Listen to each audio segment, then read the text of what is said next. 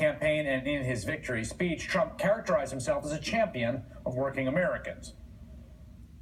Every single American will have the opportunity to realize his or her fullest potential.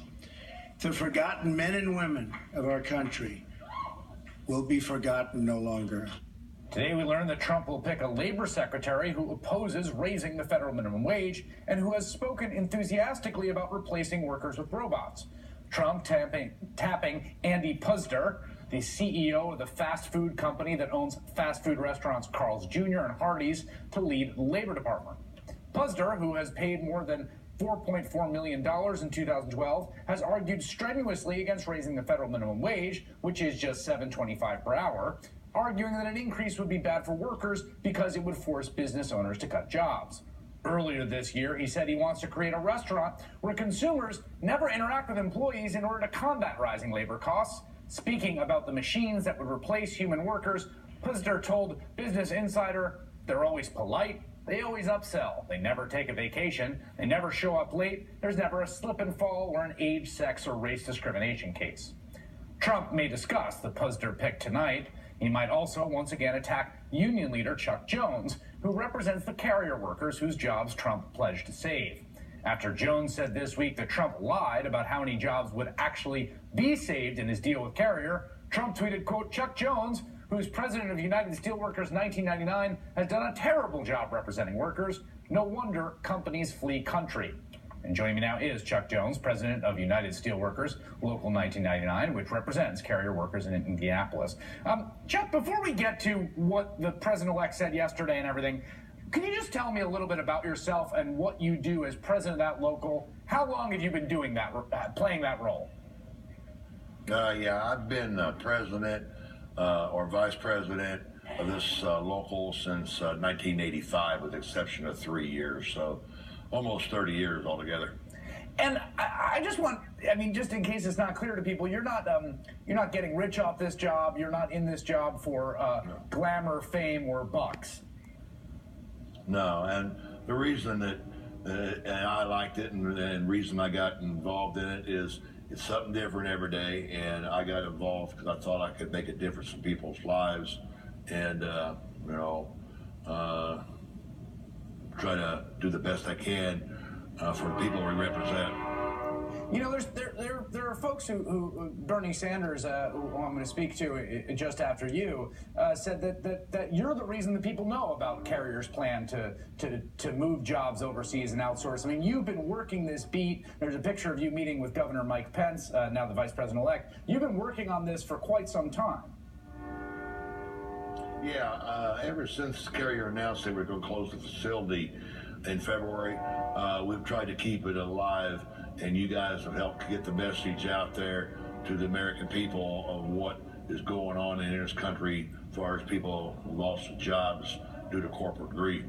So I want you to tell me what has it been like to have the president-elect of the United States, arguably one of the most famous people in the country, maybe the world, personally attack you?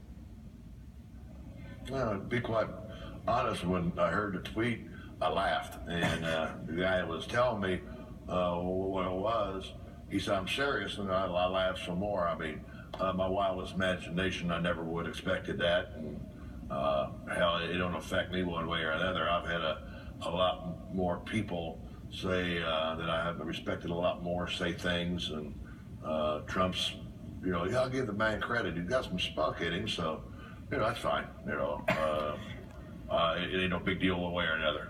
Can you explain I want to just be clear about what your contention was and why it frustrated you to watch him say what he said when the numbers came out. When you said he lied his ass off, what specifically did you mean by that? Well, I would assume, being the great negotiator that he's already says that he is, that he would have known when he sat down with UTC how many jobs they were talking about. And the jobs that he was personally involved in, keeping here in Indianapolis, is 800. And once again, I want to give him a grave amount of thanks for what he did to keep these jobs here in the city. And I thank him once again. But to portray it that it was over 1,100 gave the people some false hope that there were more jobs staying here than the 800 ultimately, because the 350 research and development jobs were counted in when him and Governor Pence kept on saying 1,100 and some odd. They were already staying here in this city. Carrier announced to close down in February, and they said at that point in time the research and development jobs will remain here in the city. And then Trump and Pence tried to take credit for them again.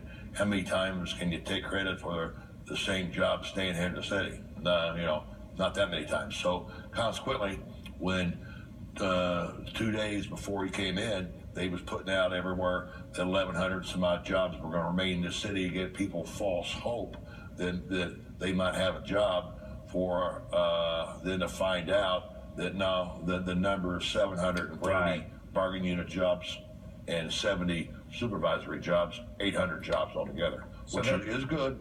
Right. It wasn't it. But there were folks, presumably you had who thought their job was staying and it's leaving, and you had, or someone else had to be the one to break it to them that actually it's not going to stay. Yeah, and all I asked for was them to be upfront with the people. Yeah. In my opinion, what they should have did is say, hey, we got involved with UTC. We were able to save 700 or 800 jobs. 550 are still going to Mexico. And don't get any simpler than that. Let me ask you this finally, Chuck. We know the president-elect really likes to watch cable news. He might be watching us right now for all we know. Is there a message? Is there something you want to tell him if you had a chance to meet him face-to-face? Yeah, most certainly. If his goal is to try to keep jobs in this country, I share that goal. I have all my adult life that people here in this country ought to have the right to good paying jobs, and they shouldn't be leaving for China or Mexico. If he at any point in time with Carrier and then one of our other plants, Rexnord, would like to get together and see what we can do collectively to keep jobs in this country, I think it'd be an excellent idea. We're all going to have disagreements with each other, but if we got a we can focus in on a mind set that benefits everybody, I think that can be accomplished. So if he wants to reach out and see what we can do, I'm all aboard. All right, Chuck Jones, thank you. Appreciate it.